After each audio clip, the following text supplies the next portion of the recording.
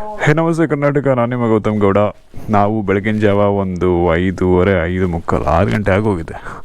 ಇವಾಗ ನಾವು ಇರೋದು ಒಂದು ಶಿವಮೊಗ್ಗ ಜಿಲ್ಲೆಯಲ್ಲಿ ಸಾಗರದಲ್ಲಿದ್ದೀವಿ. ಸೊ ಇಲ್ಲಿಂದ ನಾವು ಹೊರಟಿರೋದು ಬಂದುಬಿಟ್ಟು ಒಂದು ಬ್ಯೂಟಿಫುಲ್ ದೇವಾಲಯಕ್ಕೆ ಹೋಗ್ತಾ ಇದ್ದೀವಿ. ಸಿಗಂದೂರು ಚೌಡೇಶ್ವರಿ ದೇವಾಲಯ ಅಂತೇಳಿ ಒಂದು ಫೆರಿಯಲ್ಲಿ ಹೋಗುವಂಥ ಒಂದು ಬ್ಯೂಟಿಫುಲ್ ಎಕ್ಸ್ಪೀರಿಯೆನ್ಸ್ ಇರ್ತಕ್ಕಂಥ ಒಂದು ದೇವಾಲಯ. ಸೊ ಇದು ನಾವು ಸ್ಟೇ ಆಗಿರ್ತಕ್ಕಂಥ ರೂಮ್ ಇದು. ಬನ್ನಿ ಹೊರಡೋಣ. ಬಾಯ್ಸ್ ಎಲ್ಲ ರೆಡಿ ಆಗಿದ್ದಾರೆ ಆಲ್ರೆಡಿ. ಇವಾಗ ಅರ್ಲಿ ಮಾರ್ನಿಂಗ್ ರೈಡ್ ಸ್ಟಾರ್ಟ್ ಮಾಡ್ತಿದ್ವಿ. ಬನ್ನಿ ಹೊರಡೋಣ.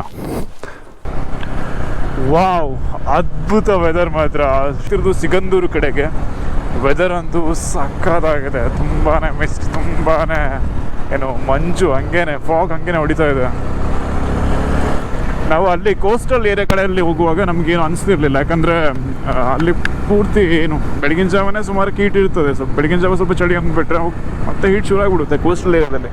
ನಾವು ಕೋಸ್ಟಲ್ ರೈಡೆಲ್ಲ ಮುಗಿಸಿ ಯಾವಾಗ ಶಿವಮೊಗ್ಗ ಎಂಟ್ರಿ ಆದ್ವಿ, ಅಲ್ಲಿಂದ ಚಳಿ ಹೊಡೆಯೋಕ್ಕೆ ಸ್ಟಾರ್ಟ್ ಆಯಿತು. ಸಿಗಂದೂರು ಇನ್ನು 30 ಕಿಲೋಮೀಟ್ರ್ ಇದೆ. ಏಕ್ ನಂಬರ್.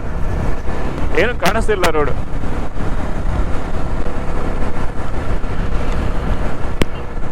ಮತ್ತು ರೋಡ್ ಸಖತ್ ತಿರುವು ಇರೋದ್ರಿಂದ ಮತ್ತು ಫಾಗ್ ಇರೋದ್ರಿಂದ ಸ್ವಲ್ಪ ಕಷ್ಟ.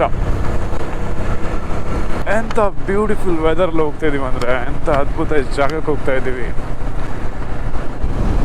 ಆ ಒಂದು ಹಳ್ಳಿಯ ಸೊಗಡು ಹಂಗೆ ಕಾಣ್ತಾ ಇದೆ ಬೆಳಗಿನ ಜಾವ. ವಾವ್, ಅದ್ಭುತ. ಸಿಗಂದೂರು ಚೌಡೇಶ್ವರಿ ಟೆಂಪಲ್ಗೆ ಹೋಗೋಕ್ಕೆ ಇಲ್ಲಿ ಫೆರಿಯಲ್ಲಿ ಕರ್ಕೊಂಡು ಹೋಗ್ತಾರೆ. ಆ ಫೆರಿ ನೋಡಿದ್ರೆ ಮಾರ್ನಿಂಗ್ಗೆ ಫುಲ್ ರಶ್ ಆಗಿಬಿಟ್ಟಿದೆ. ಬೆಳಗಿನ ಜಾವನೇ ಇಷ್ಟು ರಶ್ ಆಗಿಬಿಟ್ಟಿದೆ. ಆಲ್ರೆಡಿ ತುಂಬ ಜನ ತುಂಬೋಗ್ಬಿಟ್ಟಿದ್ದಾರೆ. ನಮ್ಮದು ನೆಕ್ಸ್ಟ್ ರೈಡ್ ಅನಿಸುತ್ತೆ evening Sakleshpur Madikeri on the way ಹೋಗಬೇಕು. ಬಟ್ ಇಲ್ಲಿ ನೋಡಿದರೆ ಆಲ್ರೆಡಿ ರಶ್ ಇದೆ. ಇನ್ನು ಸ್ವಲ್ಪ ಬೇಗ ಬಂದಿದ್ದರೆ ಈ ಕಾರ್ ಮುಂಚೆ ಹೋಗ್ಬಿಡೋಯ್ತು. ಅಂದರೆ ಅಲ್ಲಿಂದ ರೂಮಿಂದ ಬೇಗ ಹೊರಟಿದ್ರೆ. ಸೊ ಇಲ್ಲಿ ಈ ದಡದಿಂದ ನಾವು ಇನ್ನೊಂದು ದಡಕ್ಕೆ ಹೋಗಬೇಕು ಆ ಫೇರಿಯಲ್ಲಿ. ಆದರೆ ಅಲ್ಲಿ ಮಾರ್ನಿಂಗ್ಗೆ ಜನ ತುಂಬ ಆಗಿರೋದ್ರಿಂದ ಈ ಬೋಟಲ್ಲಿ ನಮ್ಮನ್ನ ಕರ್ಕೊಂಡು ಹೋಗ್ತಾರೆ, ಅದು ನೆಕ್ಸ್ಟ್ ಬೋಟ ಅಂತ ಗೊತ್ತಾಗ್ತಿಲ್ಲ. ಅದೊಂದು ಫೇರಿ ಇದೆ, ಇದೊಂದು ಫೇರಿ ಇದೆ. ಆದರೆ ಒಂದು ಫೇರಿ ಆಲ್ರೆಡಿ ಈಗ ಸ್ಕೂಲ್ ಮಕ್ಕಳು ಟ್ರಿಪ್ಪಲ್ಲಿ ಜಾಸ್ತಿ ಅಲ್ಲ, ಹಂಗಾಗಿ ಸ್ವಲ್ಪ ಜನ ತುಂಬ ಹೋಗ್ಬಿಟ್ಟಿದ್ದಾರೆ. ಈ ಕಡೆದು ಕಾಲಿದೆ, ಇದು ವರ್ಕ್ ಆಗುತ್ತೆ ಗೊತ್ತಿಲ್ಲ.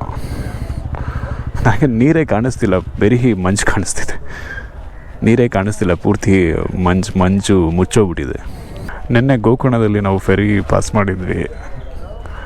ಒಂದು ದಡದಿಂದ ಇನ್ನೊಂದು ದಡಕ್ಕೆ ಹೋಗಿ ನಮ್ಮ ಗೋಕರ್ಣದಲ್ಲಿ ಸುಮಾರು 30 ಕಿಲೋಮೀಟ್ರ್ ಉಳಿತು. ಅದು ಫಸ್ಟ್ ಟೈಮ್ ಎಕ್ಸ್ಪೀರಿಯೆನ್ಸ್. ಟ್ರಕ್ ಗೊತ್ತಾಗ್ತಿಲ್ಲ. ಬೈಕ್ನ ತಗೋಬಿಟ್ರು ಮಾರೆ, ಇಲ್ಲಾಂದರೆ ಅಲ್ಲಿ ತುಂಬ ಜನ ತುಂಬ ಬಿಟ್ಟಿದ್ದಾರೆ. ಕಾರ್ನ ಯಾವ ರೇಂಜ್ ಇಳಿಸ್ತಾರೆ ಅಂತ. ಹಿಂಗೆ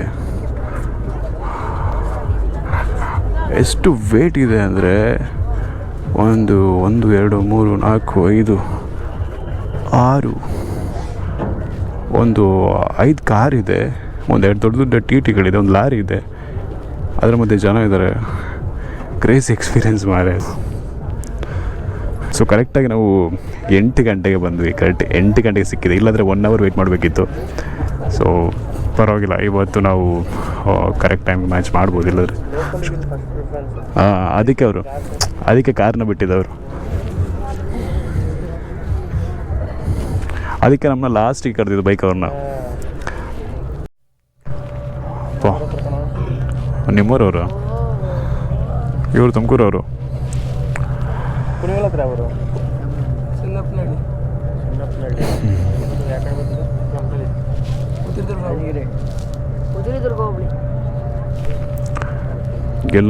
ಎಲ್ಲ ಶಾಲೆ ಟ್ರಿಪ್ಪಲ್ಲೇ ಬಂದಿರೋದು ಮಕ್ಕಳು. ನಾವು ಹೋದ ಜಾಗದಲ್ಲೆಲ್ಲ ಆಲ್ಮೋಸ್ಟ್ ಎಲ್ಲ ಸ್ಕೂಲ್ ಮಕ್ಕಳದ್ದು ಟ್ರಿಪ್ಸ್, ಎಲ್ಲ ಸ್ಕೂಲ್ ಮಕ್ಕಳು ಟ್ರಿಪ್ಸೇ ಬಂದಿರೋದೆಲ್ಲ. ನವಂಬರ್ ಡಿಸೆಂಬರ್ ಅಲ್ಲ, ಹಾಗಾಗಿ ಅವಾಗ ಸ್ಟಾರ್ಟ್ ಆಗ್ತೀವಿ. ಎಲ್ಲಿ ಹೋಗ್ತಿಂದ ಗೊತ್ತಾಗ್ತಿಲ್ಲ. ಮಂಜು ಅಲ್ವಾ, ನೀರೆಲ್ಲಿದೆ, ಏನೂ ಕಾಣಿಸ್ತಾನೆ ಇಲ್ಲ. ಸುಮ್ಮನೆ ನಿಂತಂಗೆ ಇದೆ, ಬಟ್ ಹೋಗ್ತಾ ಇದ್ದೀವಿ. ಚೆನ್ನಾಗಿದ್ದಾರೆ ಮಾರೆ. ಇರೋದು ಒಂಥರ ಹೈದ್ರಾಬಾದ್ ಕೇಬಲ್ ಬ್ರಿಡ್ಜ್ ಥರ ಕಾಣಿಸ್ತಾ ಇದೆ. ಹೊಸ ಬ್ರಿಡ್ಜ್ ಕನ್ಸ್ಟ್ರಕ್ಷನ್ ಮಾಡ್ತಿದ್ದಾರೆ ಈ ಏರಿಯಾದಲ್ಲಿ. ಅಂದರೆ ಏನು ಫೆರಿಯಲ್ಲಿ ಹೋಗೋ ಬದಲು ರೋಡ್ ವೇಸಲ್ಲಿ ಹೋಗ್ಬೋದಲ್ವ. ಸುಮಾರು ವರ್ಷ ತಗೊಳ್ತಾ ಇದೆ ಮಾತ್ರ. ಇವಾಗ ಇನ್ನೂ ಕನ್ಸ್ಟ್ರಕ್ಷನ್ ಅರ್ಧನೂ ಆಗಿಲ್ಲ ಅನಿಸುತ್ತೆ. ಬೈಕ್, ಕಾರು, ಜನ ಎಲ್ಲ ಹಾಕೊಂಡು ಹೋಗ್ತಾರೆ. ಇಲ್ಲ, ಇಂಜಿನ್ ಹತ್ರ ಕಾಲೆಲ್ಲ ಬಿಸಿ ಹಿಡಿತಿದೆ. ಆ್ಯಕ್ಚುಲಿ ನಮ್ಗೆ ಅದೊಂದು ಅಡ್ವಾಂಟೇಜ್ ನಂದು ಒಂದೊಂದ್ಸತಿ ನಾನು ಹೇಳಿದ್ದೆಲ್ಲ, ನಂದು ಶೂಸೇ ಮೆಲ್ಟಾಗಿ ಹೋಗಿತ್ತು ಒಂದ್ಸತಿ. ಕೂರ್ಗಿಂತ ಹೈದರಾಬಾದಿಗೆ ಹೋಗುವಾಗ ಶೂಸ್ ಮೆಲ್ಟಾಗಿ ಹಿಂಗೆ ಓಪನ್ ಆಗಿತ್ತು. ಅಂದರೆ ನಂದು ಫಸ್ಟ್ ಸರ್ವಿಸ್ ಅಷ್ಟೇ ಆಗಿದ್ದು ಇದು ಬೈಕದು, ಅಷ್ಟು ಹೀಟ್ ಆಗಿತ್ತು, ಹಿಂಗೆ ಓಪನ್ ಆಗಿತ್ತು ಅಷ್ಟು ಹೀಟ್. ಸ್ಟಾರ್ಟಿಂಗ್ ಈಗ ಕಮ್ಮಿ ಆಗಿದೆ ಬ್ರೋ. ಈಗ ಕಮ್ಮಿ ಆಗಿದೆ. ಒಂಥರ ಹೈದ್ರಾಬಾದ್ ಕೇಬಲ್ ಬ್ರಿಡ್ಜ್ ಇತ್ತಲ್ಲ, ಅದೇ ಥರ ಕನ್ಸ್ಟ್ರಕ್ಷನ್ ಮಾಡ್ತಿದ್ದಾರೆ ಇನ್ನೂ. ಅದೇ ಅಂದರೆ ಇದು ಫೆರಿ ರೂಟ್ ಬದಲು ಮೇ ಬಿ ಇದು ಯಾವುದೋ ಮೇನ್ ಬೇರೆ ಯಾವುದೋ ರೋಡ್ವೇಸ್ ಅನಿಸುತ್ತೆ.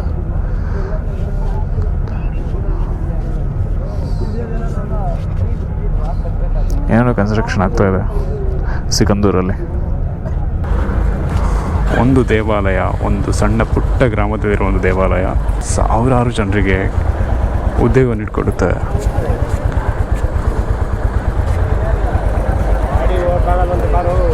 ಅಣ್ಣ ಈ ಕಡೆ ಬನ್ನಿ ಅಣ್ಣ.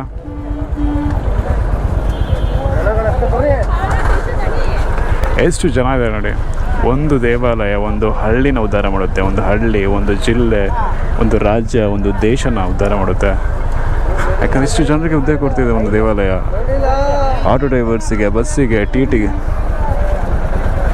ಅದೇ ನೋಡಿ. ಒಂದು 300 ಜನ ಇದ್ದಾರಾ ಅಂತ. ಒಳಗಡೆ ಸುಮಾರು ಇದ್ದಾರೆ, 200-300 ಇದ್ದಾರೆ ಅನಿಸುತ್ತೆ.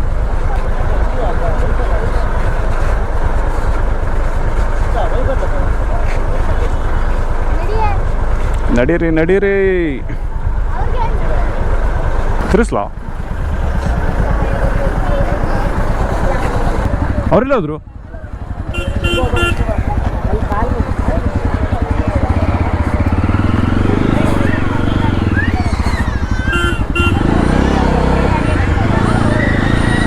ಅದು ಸ್ಕಿಡ್ ಹೊಡಿತದೋ. ಸಿಗಂದೂರು ಚೌಡೇಶ್ವರಿ ದೇವಾಲಯಕ್ಕೆ ಸ್ವಾಗತ. ಶ್ರೀ ಕ್ಷೇತ್ರ ಸಿಗಂದೂರು ಚೌಡೇಶ್ವರಿ ದೇವಿ. ಇಲ್ಲಿ ಈ ದೇವಾಲಯಕ್ಕಿರೋ ಮಹತ್ವ ಆಗಿರ್ಬೋದು, ಮತ್ತು ಜನ ಅಲ್ಲಿಂದ ನೋಡೋಕ್ಕೆ ಬರೋದಿದೆಯಲ್ಲ. ಮತ್ತು ಒಂದು ದೇವಾಲಯ, ಒಂದು ಹಳ್ಳಿಯಲ್ಲಿರೋ ಒಂದು ಪುಟ್ಟ ದೇವಾಲಯ ಇಡೀ ಒಂದು ಹಳ್ಳಿಯನ್ನು, ಒಂದು ಜಿಲ್ಲೆಯನ್ನು, ಒಂದು ರಾಜ್ಯನ, ಒಂದು ದೇಶನ ಬದಲಾಯಿಸ್ತದೆ. ಹಳ್ಳಿಯಲ್ಲಿ 1000 ಕೆಲಸಗಳನ್ನ ಮಾಡಿಕೊಡುತ್ತೆ. ಹಳ್ಳಿಯಲ್ಲಿ 1000 ಜನರಿಗೆ ಉದ್ಯೋಗನ ಮಾಡಿಕೊಡುತ್ತೆ. ಅಲ್ಲಿ ಹೂ ಕೊಟ್ಟವರಾಗಿರ್ಬೋದು, ಹಣ್ಣು ಮಾರೋರಾಗಿರ್ಬೋದು, ಆಟೋದವರಿಗೆ, ಬಸ್ಸಿನವರಿಗೆ, ಜನಗಳ ಕರ್ಕೊಬರೋರಿಗೆ, ಮತ್ತು ಜನಗಳ ಕಷ್ಟ ಮಾತ್ರ ನಿರ್ವಹಣೆ ಮಾಡೋದಲ್ಲ, ಇಡೀ ದೇಶದ ಎಕನಾಮಿ ಚೇಂಜ್ ಆಗ್ತದೆ ಅಂತ ಒಂದು ವ್ಯವಸ್ಥೆ ಇದೆ ಒಂದು ದೇವಾಲಯ ಅಂದರೆ. ದೇವಾಲಯದ ಪಾರ್ಕಿಂಗ್ ಏರಿಯಾಕ್ಕೆ ಬಂದ್ವಿ. ನೋಡಿ ಎಷ್ಟು ಬೆಳಗಿನ ಜಾವ ಜನ, ನೋಡಿ ಎಷ್ಟು ಜನ ಇದ್ದಾರೆ, ಎಷ್ಟು ಬಸ್ಗಳಿದೆ. Bengaluru to Sigandur direct bus ಇದೆ ರೀ. ಶಿವಮೊಗ್ಗ, ಹೊಸನಗರ, ನಿಟ್ಟೂರು.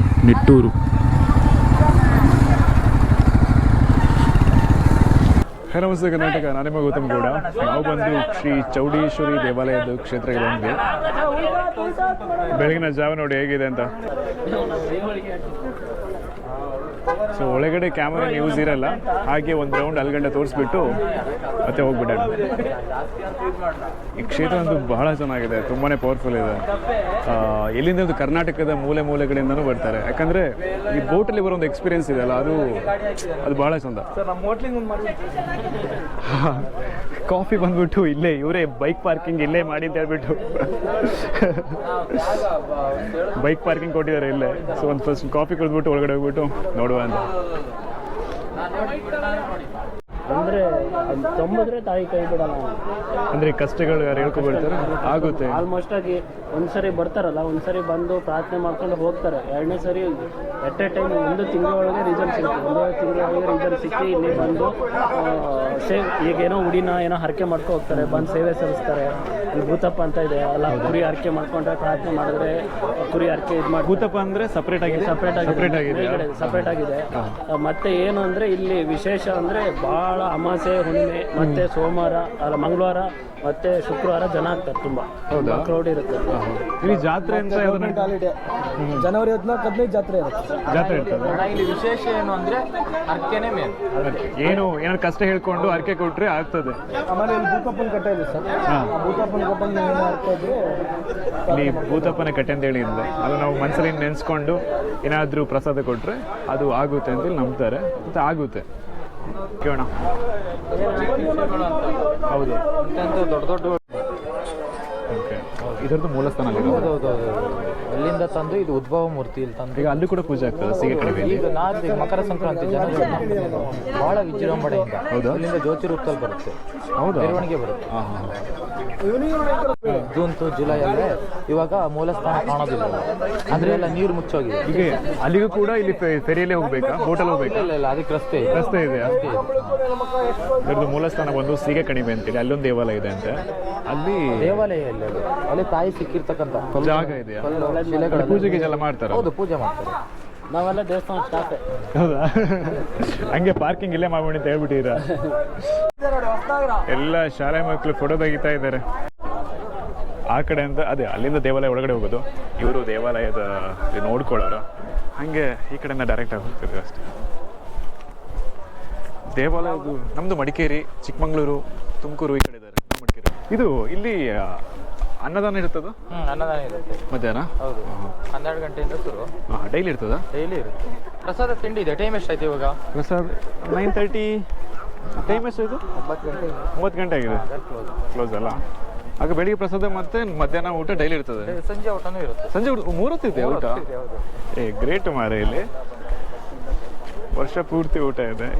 ಗ್ರೇಟ್. ಇದು ಕ್ಷೇತ್ರ ಪಾಲಕ ಶ್ರೀ ಭೂತರಾಯನ ಗುಡಿ. ಆಯ್ತಾ? ಏನಾದರೂ ಕಾದ್ಕೊಂಡಿರುತ್ತೆ. ನಾವೇನೇ ಕೇಳಿದ್ರು ಕೂಡ ಅದು ಕೂಡ ನೀವು ಏನೇ ಕೇಳಿದ್ರು ಇಲ್ಲಿ ಸಕ್ಸಸ್. ಇದು ಭೂತರಾಯ ಅನ್ನೋಂಥದ್ದು ಬಹಳ ಪವರ್ಫುಲ್. ಅದನ್ನ ಅಂದ್ರೆ ಈಗ ನೀವು ಹೇಳ್ಕೊಂಡು ನಿಮ್ಗೆ ಈಗ ಯಾರಾದ್ರೂ ಅನ್ಯಾಯ ಮಾಡಿದ್ರು ಅಂದ್ಕೊಳ್ಳಿ, ಆಯ್ತಾ? ನೀವು ಇವಾಗ ಬಂದು ಹೇಳ್ಕೊಂಡ್ರೆ ನೀವು ಯಾವ್ದು ನೀವು ಹರಕೆ ಮಾಡ್ಕೊಂಡಿರ್ತೀರಾ ಅದು ನಾಳೆ ಬೆಳಿಗ್ಗೆ ಅಂದ್ರೆ ಅವನು ಅಂದ್ರೆ ಒಳ್ಳೇದು ಕೇಳಿದ್ರೆ ಆಗ್ತದೆ. ಆಗ ಒಳ್ಳೇದು ಕೇಳಿದ್ರೆ ಆಗುತ್ತೆ. ಇಷ್ಟೆಲ್ಲ ಈ ಥರ ಎಲ್ಲ ಇದೆ ವಿಷಯಗಳು.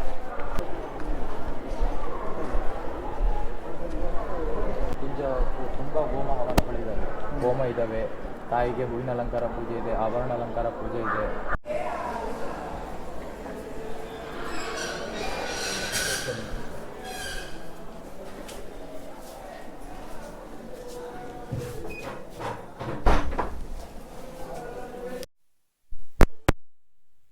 ಇದು ನಿನ್ನ ಗುರಿ, ನೀನೇ ಮುಟ್ಬೇಕು. ಡಿಪೆಂಡ್ ಆಗ್ಬೇಡ ನೀನ್ ಯಾರ ಮೇಲೂ. ಅವಕಾಶ ಇಲ್ಲ ಅಂದ್ರೆ ನೀನೇ ಹುಡ್ಸ್ಬೇಕು. ಸಾಮರ್ಥ್ಯ ನಂಬು, ಜನರನ್ನ ಬೇಡ ಮಾಡಿ ತೋರ್ಸು, ಬರೀ ಮಾತಾಡ್ಬೇಡ. ಸ್ಕಿಲ್ಸ್ ಬೆಳೆಸು, ಜೊತೆಗೆ ಸ್ಟ್ಯಾಂಡರ್ಡ್ ಕೂಡ. ನಿಂಗೆ ನಿನ್ನೆ ಸಾಕು, ಯಾರು ಬೇಡ. ನೋಡಬೇಡ ಹಿಂದೆ, ನೀನು ಮುಂದೆ ಸಾಗು. ಬರೀ ಕಲೆ ಮುಂದೆ ತಲೆ ಬಾಗು. ರೀಚ್ ಆಗೋವರ್ಗೂ ಇರ್ಬೇಕು. ಮ್ಯಾನೇಜರ್ ಎಂಪ್ಲಾಯ್ ಎಲ್ಲ ನೀನೇ ಆಗು. ಎಸ್ಲೇಬೇಕು ಕಮ್ಮಿ ಇಲ್ಲ ಈ ಭಾರ. ಕಲೆಯಿಂದ ಮಾಡ್ಕೋಬೇಡ ನಿಂಗೆ ನಿನ್ನೆ ದೂರ. ಯಾರು ಬರಲ್ಲ, ಇದು ಜೀವನದ ಸಾರ. ಗಂಟು ಮುಟ್ಟೆ ಎತ್ತು ಆಗು ಆತ್ಮನಿರ್ಭರ.